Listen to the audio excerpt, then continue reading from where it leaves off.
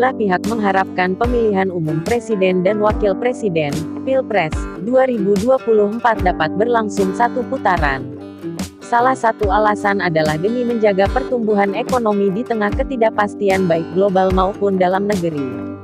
Ketua Relawan Pengusaha Muda Nasional, Repnas, Anggawira menilai Pilpres satu putaran membawa dampak positif bagi perekonomian Indonesia.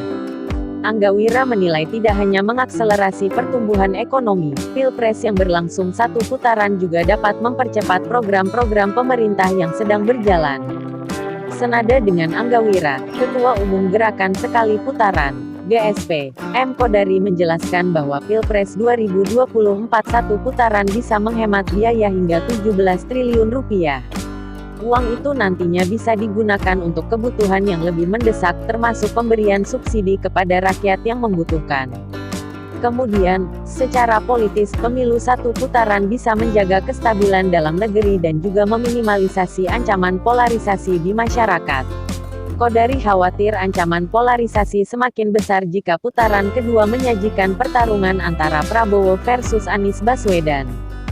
Direktur Demokrasi and Electoral Empowerment Partnership di Indonesia Neni Nurhayati menanggapi narasi Pilpres satu putaran yang digaungkan pendukung pasangan Capres dan Cawapres nomor urut 2 Prabowo Subianto Gibran Rakabuming Raka.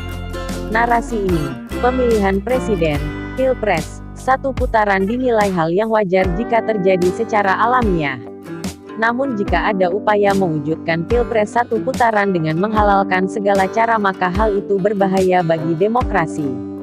Neni melihat penggaungan narasi Pilpres satu putaran terus-menerus berbahaya bagi demokrasi. Apalagi ketika narasi ini diiringi dengan menghalalkan segala cara untuk memberikan keuntungan pada satu pasangan calon dan merugikan dua paslon lain. Untuk itu, Neni menekankan pentingnya kesadaran publik untuk melihat narasi semacam ini. Sebab, jika narasi tersebut terus digulirkan maka akan kuat membentuk opini publik. Terkait dengan anggaran Pilpres 2024, Neni menegaskan sudah dianggarkan oleh KPU yang sebelumnya berkonsultasi dengan pemerintah dan DPR. Karena itu, alasan Pilpres satu putaran demi menghemat uang negara justru terkesan dipaksakan. Menurut Neni, menghemat anggaran bisa dilakukan dengan cara lain bukan membajak demokrasi dan pemilu.